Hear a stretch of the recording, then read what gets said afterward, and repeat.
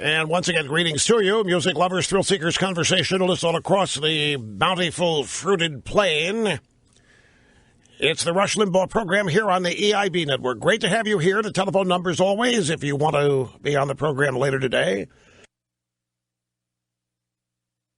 800-282-2882 and the email address lrushbo@eibnet.us. Ladies and gentlemen, I need to beg your indulgence for a few moments here before we get to the news of the day, the special counsel, the daily tack that is occurring here as the establishment in Washington attempts to regain what it believes is rightfully theirs. One of my closest and dearest friends and colleagues passed away at 6 minutes after 8 o'clock this morning here in South Florida. Roger Ailes, 77 years old. Roger and I were passengers in history.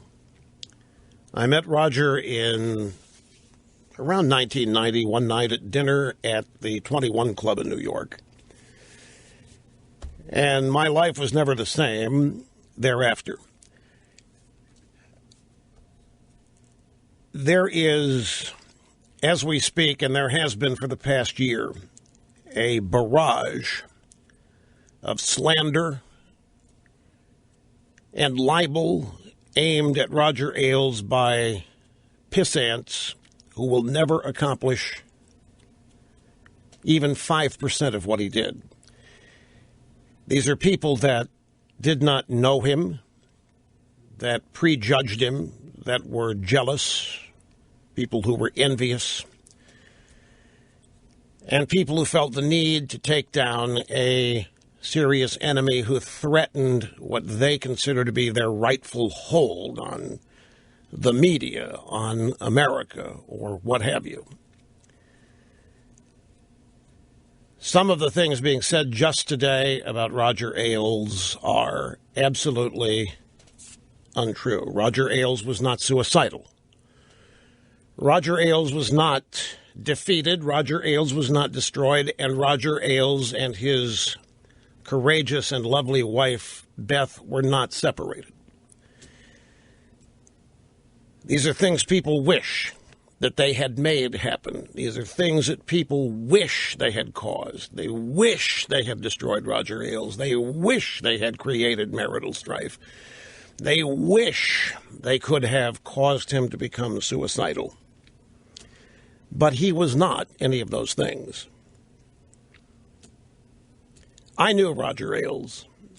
I've known Roger Ailes, as I say, from about 1990. And I could sit here and recount stories for you and give a eulogy of sorts, which more than prepared to do. But I think the way I would rather do this, is to go back and replay some comments I made in a speech in honor of Roger back in 2009. It was in Tarrytown, New York. This was the Westchester Putnam Council of the Boy Scouts of America up in New York, and Roger was their annual award winner. And in addition to the roster of speakers, somebody from the Boy Scout Council reached out to me and asked if I would come up and make some remarks. And I was flattered and honored to do so. And I don't think we've ever played and I'm not going to play the entire length of the remarks I made, but I'm going to play more than we have played in the past on the program here. Because what I would like for people to know is the Roger Ailes that I know, Roger Ailes that I knew, the brilliant, inspiring, motivating, compassionate, funny, the most naturally funny human being I have ever met. I've never encountered Roger Ailes in despair. Wouldn't allow himself to be. I've never been around him when he was fatalistic or even depressed. Quite the opposite. He had virtually every characteristic of great leadership. And he knew it. And he was aware of it. And he used it as best he could to try to get the best out of everybody that worked for him and worked with him. You'll read all the things about how he got started on the Mike Douglas show, essentially in the mailroom, ended up producing the program. You'll read about the stories of him taking over the campaign successfully of Richard Nixon and George Bush. And I have my own stories of Roger Ailes and American presidential politics, such as it's 1992. The first year of the Rush Limbaugh television show that Roger Ailes executive produced for 4 years. The television show had not yet begun, slated for fall production. That would have been in September. This happened to be in June. So I get a call. Roger says, hey, we're going to Washington, pack a bag, we're staying overnight. And I said, what's going on? He said, we're going to White House. What? Yeah, we're going to White House. President wants to talk to you. What? President Bush wants to talk to you. Pack a bag and meet me so-and-so. So we flew to Washington. We were to have dinner at the White House with President and Mrs. Bush. When we arrived early on purpose, and we went to the Old Ebbitt Grill, which is a restaurant just across the street from the White House. I said, what are we doing here? We're having dinner over there. He said, no, we're not. They don't eat. They eat like birds. If you want dinner tonight, we're going to eat here, and then we're going to go over there to dinner. That's what we did. We had dinner at the Old Ebbitt Grill, chowed down, went over to the White House, and he was right. President and Mrs. Bush ate very sparingly.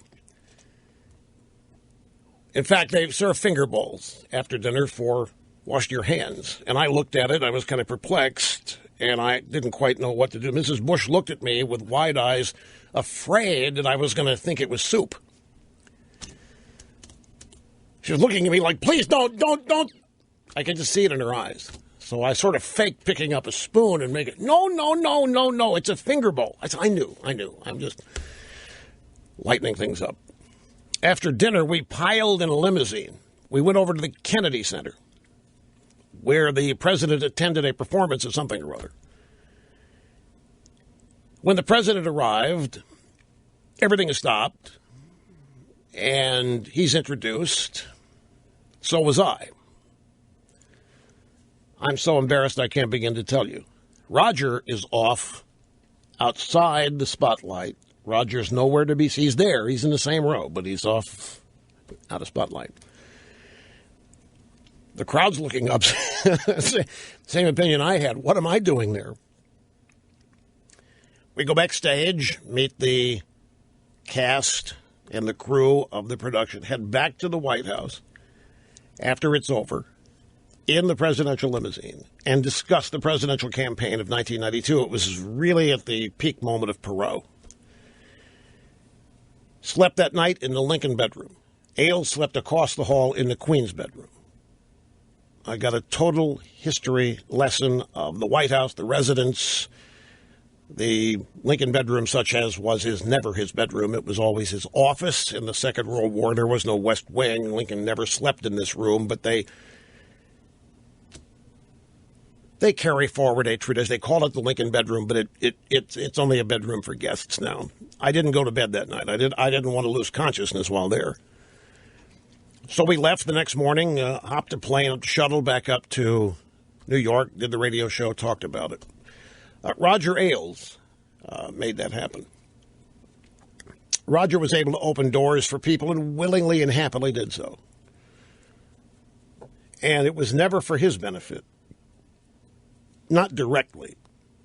It was always in furtherment of a cause or helping somebody else. But what I want to play for you, and I've got countless stories like that I could share with you, but I think I'd rather play for you a portion of the tribute that I delivered back on the 11th of November of 2009. This is shortly after Obama has just been elected, by the way. And it's, again, the Westchester Putnam Council of the Boy Scouts of America, Roger Ailes, the 2009 Good Scout Award ceremony. Here's a portion of what I said. One man has established a culture for 1,700 people who believe in it, who follow it, who execute it. Roger Ailes cannot do everything. Roger Ailes is not on the air. Roger Ailes does not ever show up on camera. And yet, everybody who does is a reflection of him. He has the ability to inspire, to motivate, to enthuse. People around Roger Ailes are not negative. If they are, he sends out a memo.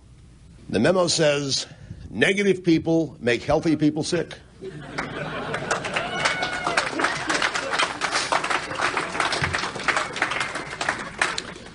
Personal story. We all grow up wanting to be loved. None of us are raised to be hated. And yet, and I was the same way. I mean, many of us will alter our own personalities to be accepted by people. We'll try to figure out what people want us to be and then be that so that we'll be liked. In the process of doing that, we deny who we really are. Now, when I was growing up, nobody hated me, and nobody thought that I hated anybody else. Had personality conflicts with people, disagreements. Nobody thought I hated anybody, and nobody hated me.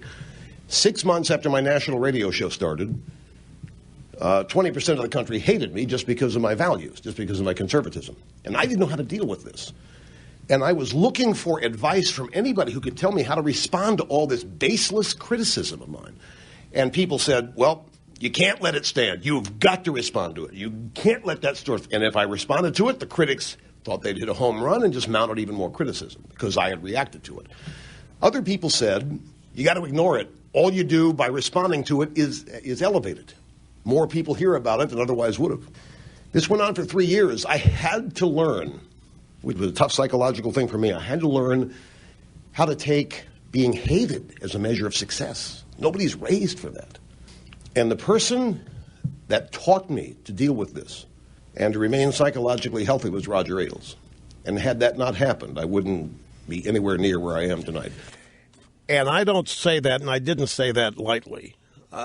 It was a really confusing time. As I say, I'd not been hated or didn't hate anybody, but simply because I was on the radio now and effectively espoused conservatism, that automatically made me, all the isms, racism, sexism, bigot, homophobic. And it's a tough thing to have to turn to being hated and convert that into a measure of success, because we're not raised that way. Nobody is. Nobody's raised to want to be hated. Quite the opposite. And to take being hated as a measure of success, it's a psychological challenge. And it was Roger Ailes that gave me advice and lessons he had learned himself, but basically how just to overcome all of that with confidence, self-esteem, and recognize the people saying it don't know what they're talking about and don't know you. The people who do know you know who you are. That's all you can do, and that's all that matters. Seek your happiness from the people that love you, and you love them, because you're never going to be loved by people that never know you. And it was much more detailed and involved in that, but it was extremely, essentially helpful. Here's the next little segment from My relationship with Roger has been deeply personal in a friendship level and a professional level that I've never experienced with anybody else that I've worked for or worked with. And even though Roger has had nothing to do with my radio show, he was the exec producer of my TV show for 4 years, the things I've learned from him about being a man, about the country, about how to be a professional, nobody else taught me. Nobody else was capable of teaching me. It was a crapshoot whether I would have learned it on my own, but maybe I would have, but I didn't have to, because I had Roger behind me telling me how to react, how to be.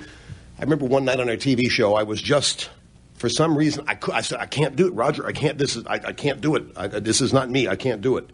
Of course you can. What do you mean you can't do it? Nobody says you can. Who, you're Rush Limbaugh. You can't do it?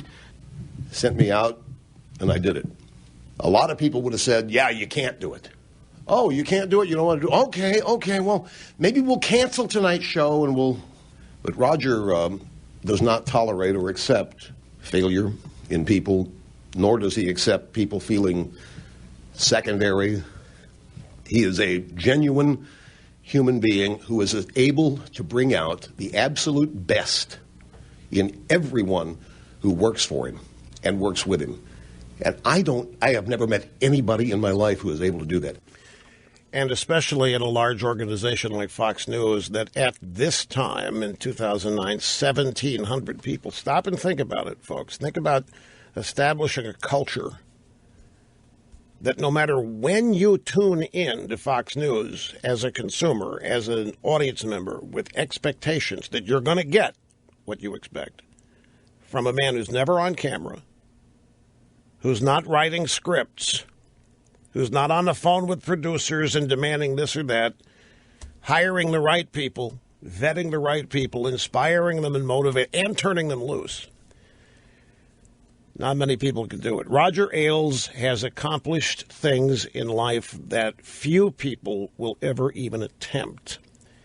And it's one of the reasons why there's so many people who are jealous, so many people who are envious, and so many people who want to knock all of this down and characterize it as something other than what it is. And what it is, what it was greatness. There's more. I appreciate your indulging me in this just a little bit more. We'll take a break and come back in just a second. Don't go away. At the time of the Scout dinner in New York, Roger's son, Zach, was 9. He was in the audience that night. Zach, I want you to come up here for just a second. This is Roger's son, Zach. You've heard him addressed here tonight. Now, you've heard a lot of things about your dad tonight. How old are you? 9. You're 9 years old. You've heard a lot of things about your dad tonight, and you've heard them described in flowery terms. I want to make it real simple for you. Your father's a great man. Your father is one of the greatest Americans who's ever lived, and I don't want you to ever forget that. I don't want you to understand exactly what that means. And I mean great, Zach. Your father loves you. You can't believe the stories and how proud he's been talking to me about you and the things that he was looking forward to being able to do with you and has been able to do. So I wanted you to know it from me personally. You've heard all the flowery language. Your father is a great man. You'll know that for the rest of your life. Thank you. And this is often said as a cliche. In Roger's case, it's true. He is a great man, but his greatness has been enhanced and expanded because of Beth and their relationship. Well, Beth understands who Roger is and lets Roger be Roger. I have never had that experience. But it really is a treasure. I thank the Lord for all the people I've met. I thank the Lord for people here doing the Lord's work in the Boy Scouts and promoting American values. And I'm one of the luckiest people in the world. I wish everybody could know the Roger Ailes I know and be personally impacted by his knowledge, his advice, his attitude, his optimism, his enthusiasm, his sense of humor. Because when Roger Ailes is on your team, you do not lose. Zach, congratulations. And it's true. Roger was honored one year by the Marine Corps Law Enforcement Foundation and let me speak for 5 minutes that night. And I closed with the same point. When Roger Ailes is on your team, you didn't lose. America needs many more like Roger Ailes, not less. So it looks like 13 people have been injured, being treated for injuries after a car has plowed into pedestrians in Times Square in New York. Governor Cuomo, the son of Mario de Pius, is now headed to the scene. It apparently just happened in the past couple of minutes here. And as it unfolds, we will have details for you. As I say, we're going to get to everything that we would have gotten to today in not too much longer. I just have a couple more things here that I want to share with you on this, the day that Roger Ailes passed away at age 77. When I had finished speaking, I think there was one more speaker, and then Roger got up. And I just want you to hear a little bit of Roger Ailes himself as he was that night. Roger was not on camera. People did not.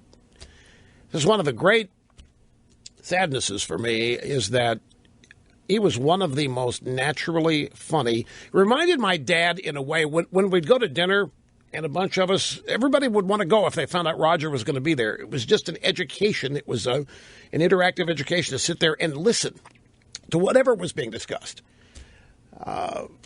It was going to be entertaining and funny and informative and enlightening. There just aren't enough people like him. And in recent years, there hasn't been a lot of Roger in public. He's always been a behind-the-scenes person. It's amazing. His job has been to make others larger than life on television. His job is to secure victory for other people, and he did it over and over. He was the man that revived Richard Nixon's career. I don't know how many of you remember. It was 1968. And I don't remember why I happened to be watching television. My memory tells me it was a Saturday night, and Richard Nixon was doing a town hall in the round. It was just Nixon and a bunch of voters, big group of people. I remember watching it and concluding I'd never seen. Now I'm 17 years old, but I'm advanced for my years in terms of political awareness. I've never seen Richard Nixon so likable. I'd never seen him so engaging. I'd never seen people so interested in what Nixon had to say. That was all Roger Ailes, who had arranged that night, put it together, structured it, and advised Nixon on the circular format, the set, and taking open-ended questions with no script.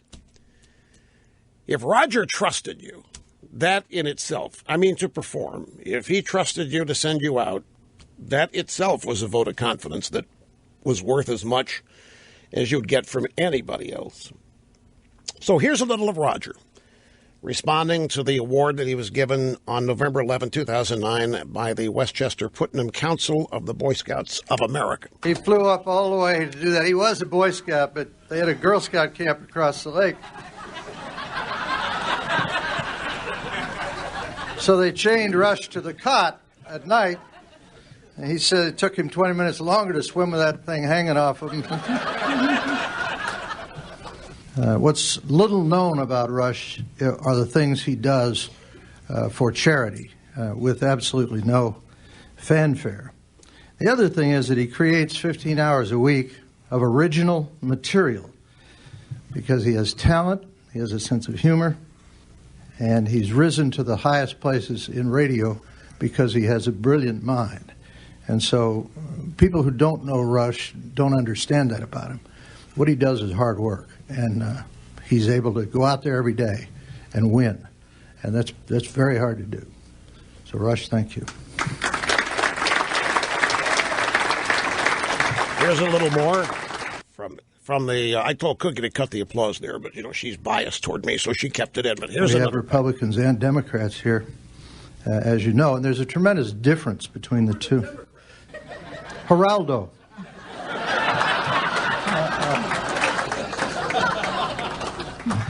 There is a difference. There's a story about a guy who was in a balloon. He lived in the country, one of those air balloons, a hot air balloon. Stop that for just a second and cue that back up to the top. When Roger started, we have Republicans and Democrats here, as you know, and there's a tremendous difference between the two. I shouted, "Where are the Democrats?" I'm looking around the room, and that's when Roger said, "Geraldo." I don't know if you could hear me. You could? I'm sorry. I couldn't hear me. So if I think I couldn't. Okay, here it is from the top once again. We have Republicans and Democrats here, as you know, and there's a tremendous difference between the two. Geraldo.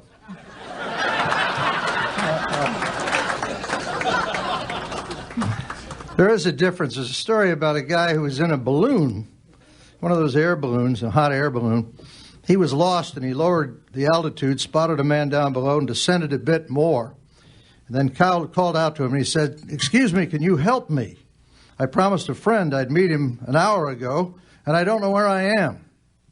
The man on the ground consulted his GPS and replied, "You're in a hot air balloon approximately 30 feet above ground elevation at 2,346 feet above sea level. You are 31 degrees, 14 minutes north latitude, 100 degrees, 49 minutes west longitude." And the guy said, "You must be a Republican." And he said, "I am." "How did you know that?" He said, "Well, everything you told me is technically correct, but I have no idea what to make of your information. The fact is I'm still lost, and frankly, you haven't been very much help so far." And the other guy said, "You must be a Democrat." He said, "I am. How'd you know that?" He said, "Well, you don't know where you're going or where you've been. You've risen to where you are in hot air. You made a promise which you have no idea how to keep. You expect me to solve your problem. The fact is you're in the same place you were before we met, and now it's my fault."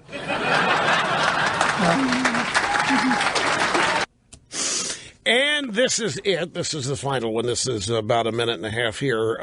Roger Ailes and America. "We live in a country where we believe individuals are innocent until proven guilty. I believe we owe that same courtesy to our country. This country is only 230 years old. It's small, it's young, it needs protection. Who better to protect it than the people who enjoy the freedoms it provides, and that's us. Of course, things can be criticized. Things could be better. Things could be improved. But in the end, the United States of America has fed more and freed more people on earth than all of the other countries put together."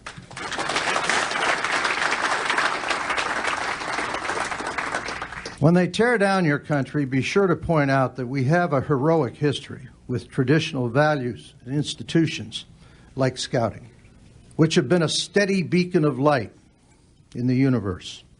American exceptionalism does exist because we believe in freedom. Remember one thing about America: everybody's trying to get in and nobody's trying to get out. Don't back off on traditional values. It's important to show respect and tolerance for others, but they must show the same respect for your values. Tolerance is a two-way street. Don't be afraid of challenges. Much of your success will come from taking on difficult situations. Roger Ailes passed away today at 6 minutes after 8, 77 years of age. He was born in Ohio, and first time I heard this story, I was shocked and surprised because I didn't grow up knowing anybody like this. But he told me that 6 months before he was to turn 18, his father came to him and said, "So where are you going to go?" And Roger said, "What do you mean?" "Well, you're going to be 18 in 6 months. You can't stay here. When you're 18, I've done my job. So where are you going to go?" So he was basically told by his own father at 18, "You're on your own, pal. You're not going to stay under my roof." He had a hard scrabble upbringing, and he was a tough as nails individual and tough as nails competitor. And I could tell you stories about battles we had with media during the 4 years of the Rush Limbaugh, the television show, and maybe I will someday as things unfold. But for now, I just wanted to do what little I could to help a proper remembrance of a great American who has done more for his country and his family than he is likely to be acknowledged and given credit for, precisely because of the overwhelming and profound success he represented and constituted an ongoing threat, which is, I can't tell you how frustrating it is to even acknowledge such a thing exists in our country. I understand in totalitarian regimes where certain points of view or opinions make you enemy of the state, subject to imprisonment or constant ridicule, lose your job or whatever. But it's still, even though I know it happens, and even though I know it's out there, and even though I see it and have experienced it, it still boggles my mind that kind of bigotry and prejudice that is rooted in tyranny exists in our own country. That simply an opposing point of view and succeeding at spreading it and implementing it, when it is rooted in individual liberty and freedom, can make you an enemy of the state. Scary times. And we've lost a great warrior in the battle, in the war. We'll be back. Don't go away.